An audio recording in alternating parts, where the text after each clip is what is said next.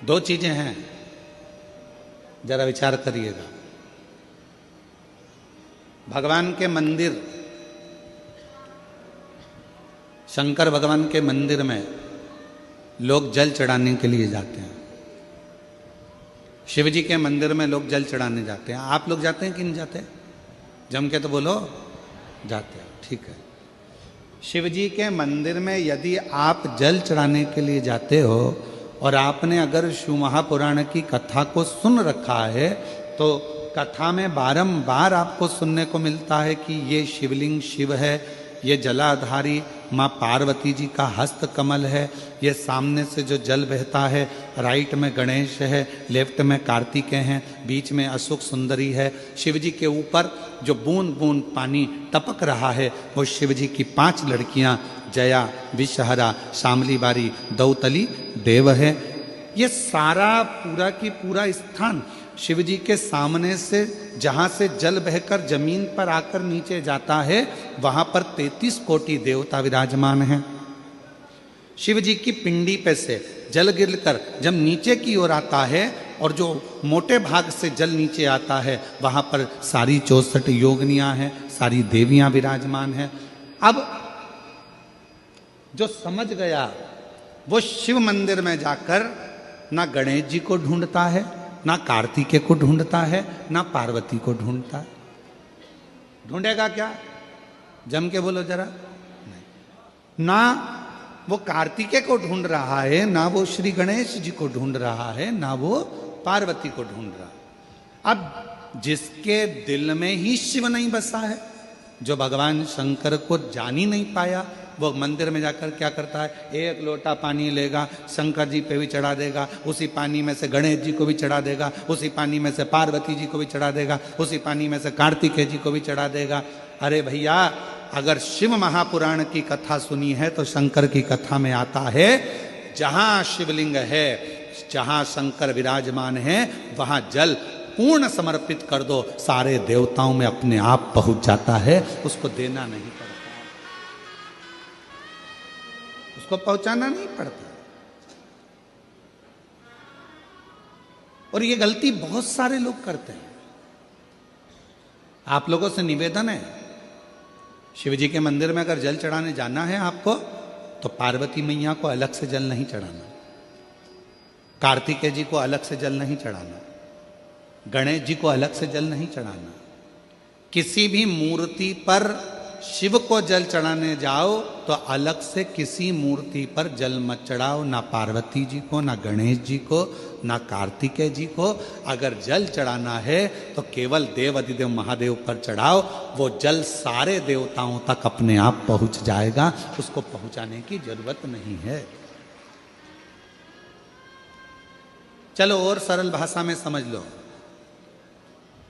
तुम्हारे घर में तुलसी का पौधा है? हाथ उठाओ जरा, किस किस के यहाँ? सब लोग रख लो। अब ठीक है, रखो। तुलसी के पौधे में पानी कौन कौन देता है? सब देते हो? ठीक है। पत्ते पे देते हो क्या? नहीं। डाली पर देते हो क्या? नहीं। मंजरी पर देते हो क्या? तुलसी में पानी कहाँ दिया जाता है? तुलसी की जड़ में। जड़ में पानी दे दिया तो वो तुलसी के पत्ते पत्ते में पानी पहुंच जाता है, मंजरी में पानी पहुंच जाता है।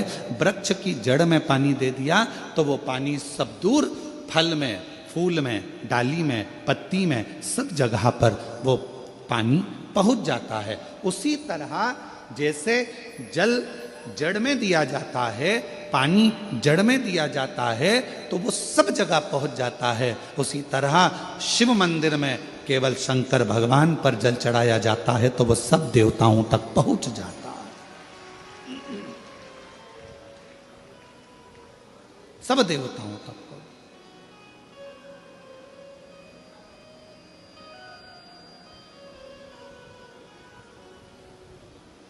और शंभु शरणे पड़ी, मांगू घड़ी रे घड़ी, दुख काटो दया करी ने दर्शन आपो शंभु शरण पड़ी मांगो घड़ी रे घड़ी दुख काटो दया करीने दर्शन आपो शंभु शरण पड़ी मांगो घड़ी रे घड़ी दुख काटो दया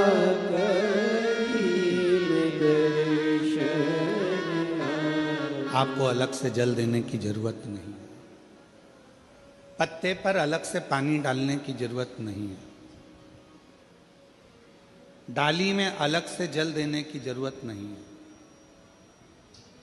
केवल जड़ में पानी दीजिए, फूल में, पत्ती में, फल में, सब जगह पर वो पानी पहुंच जाता है।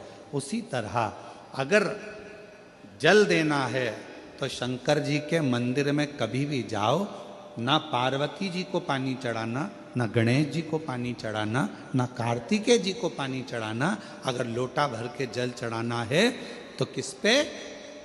महादेव पर चढ़ाना, शिव।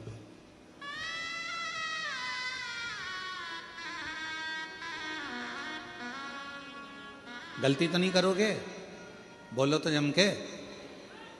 कहाँ जल चढ़ाओगे? शिव जी पर। अब कई लोग पार्वती जी कपड़े पहनी है, वस्त्र पहनी है, तो भी पानी चढ़ा के चले जाते हैं। गणेश जी वस्त्र पहने हैं तो भी लोग पानी चढ़ा के चले जाते हैं। कार्तिकेय जी वस्त्र पहने हैं तो भी लोग पानी चढ़ा देते हैं। ये ठीक नहीं। शिव महापुराण में सीधी सीधी बात करी है, सारी समस्या का हल एक लोटा जल। अब जल कितना लेकर गई हो मंदिर के लिए? जम के बोलो, एक लोटा। अब सियोर वाला महाराज कह रहा है कि एक लोटा जल सारी समस्या का हल। तुम जल चढ़ाते चढ़ाते इतने दिन हो गए, तुम्हारी समस्या का हल क्यों नहीं हुआ? क्यों? क्योंकि तुम पूरा एक लोटा जल शिव जी को दे ही नहीं पा रही हो। आधा जल इधर चढ़ा दूं, आधा उधर चढ़ा दूं, आधा उधर चढ़ा दूं, आधा इधर चढ़ा दूं, तो तुम्हारा तो कहावत ही आदि हो गई कि आधा लोटा जल। वो तुम्हारी तो कहावत ही आदि हो गई।